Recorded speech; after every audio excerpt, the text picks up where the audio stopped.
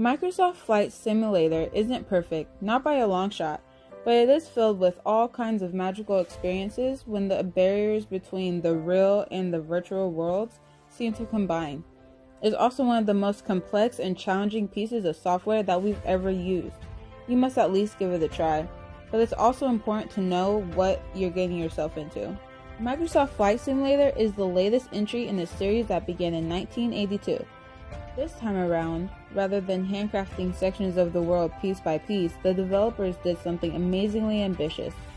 They took 2 petabytes of satellite and photographic information from Bing Maps, used AI to create a 3-dimensional map of the entire Earth, and let users pull down portions of that map as needed from the cloud. What's absolutely astonishing is that it really does work. This terrain simulation is especially convincing at higher altitudes, where a tremendous lighting engine fills in the gaps. You are even able to move a slider and actually push the sun itself across the sky in a gameplay mode called Active Pause, which leaves your plane perched in mid-air while you move the camera around. The results are breathtaking, and in many cases almost indistinguishable from real life. But the game's ambition doesn't stop at pretty pictures. The team at French developer Asabo Studio has forged partnerships with several providers that help to bring real-world data into the virtual space. One of them is FlightAware, a company that collects, interprets, and distributes real-time and historical flight information gathered from 28,000 ground stations in 195 countries. It effectively allows you to fly around in Flight Simulator with real-time air traffic flying all around you. You can also turn it off if you'd like a more private experience, but in remote locations like Molokai, it adds a lot of flavor to the simulation. Asabo has also partnered with NavBlue, which supplies players with real-world navigational data. That means that the radio channels and frequencies needed to get from point A to point B are the same in the game as they are in real life, and will get updated on the same monthly cycle as the real-world aviation radio. That turns Flight Simulator into a viable training aid, something that real pilots can use to keep themselves sharp without burning jet fuel. But the icing on the cake to us is the partnership with MetaBlue, which brings real-time weather into Flight Simulator as well. Microsoft Flight Simulator has always been about recreating the experience of flying a real plane. These kinds of flourishes situating the real so close to the virtual are more than just window dressing. Flight Simulator isn't perfect though. Look closely enough and the illusion begins to show its edges. We have seen cars floating in the air and plunging off the bridge as we flew over the roadways. Rivers have a tendency to crawl up the sides of the mountain valleys too.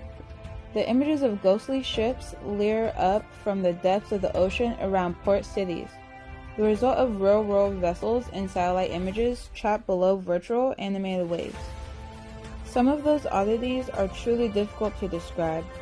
The developers promise to keep working on these landscapes, adding refinements and details in both free and paid updates for years to come. There are dozens of little blemishes in most vistas, but even with them, Microsoft Flight Simulator looks incredible. It's the sheer scale of the world that it creates that overwhelms the eye. Almost as breathtaking as the landscapes is the level of polish present in Flight Simulator at launch. That extends from the planes themselves to all the little quality of life features that make flying them such a joy. First, there's a peripheral support, where previous flight simulators have required hours of arduous setup and tweaking. Flight Simulator is virtually plug and play. The game recognized most devices straight away and automatically mapped all the axes and buttons for us. Flight Simulator scales down to the mouse and keyboard just as well as it scales up to high-end peripherals, and that ease of use also extends to traditional gamepads. It was surprisingly satisfying to fly with both a wired Xbox 360 controller and a wireless Xbox One controller. It's that simplicity that will help open the game up to new audiences, especially when it comes down to the Xbox One in the near future. Beyond that, Flight Simulator offers a bevy of helpful assistance features. Menus for navigation and radio communication can be popped out of the game window and moved over to secondary screens. I was able to turn on a glowing blue pathway of arrows to guide me through complex taxiways and summon floating boxes into the air to usher me down to a safe landing at unfamiliar airports. There's even an AI co-pilot that can handle chatting with the air traffic controller while I focus on flying the plane. I especially enjoy Flight Simulator's time-lapse feature, which compresses hour-long flights into a short series of thrilling moments. If you've got 30 minutes, you've got time for a cross-country trip from New York to Los Angeles. Alternately, you can spend hours flying through the incredible landscapes with realistic clouds. As clever as Microsoft Flight Simulator is with all the bells and whistles, it fails at a number of fundamentals.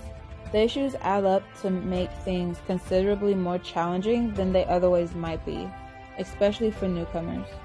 The most glaring deficiency is its flight instruction, which is laughably thin. The developers offer up dozens of airplanes for you to fly, but they were only willing to teach you how to fly one of them.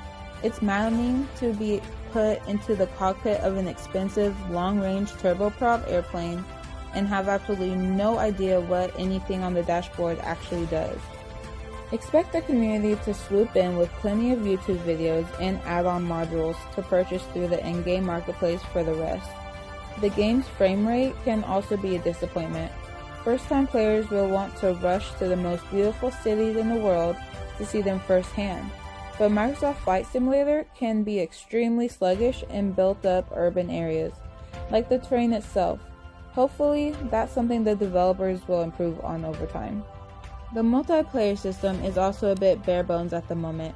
Shared cockpits, which are the ability to fly alongside another player inside the same airplane, sharing the controls and teaching new pilots a thing or two at the same time, they're absent at launch. That limits the game's capacity to be a true teaching tool and also reduces the appeal of flying some of the larger commercial airliners from Airbus to Boeing. For new players, at least at launch, the very best solution will be having someone there in real world with you teaching you how to fly. Even with its lackluster multiplayer, its paltry trading tools, and its at times quirky ways of reproducing the world around you, Microsoft Flight Simulator is an awe-inspiring piece of software. Like the landscapes themselves, the little details all add up to something much larger than the whole. Flight Simulator is a powerful platform for exploration, the perfect piece of software for a country trapped at home by a lingering global pandemic. Learning each new plane, each new airport, each new type of simulated weather is just as satisfying as learning a new weapon in Dark Souls. There's also the added benefit that someday we might find ourselves at the controls of an airplane. Flying a plane is incredibly difficult, something that takes thousands of dollars of investment and hundreds of hours of training. For $59.99, Microsoft Flight Simulator makes getting started as easy as turning on your computer. Even if you just show up to take in the sights, it's an experience that is well worth your time. Just turn on the AI pilot, kick back with a glass of champagne in first class, and enjoy the ride. For these reasons, we think that it more than deserves a 9 out of 10.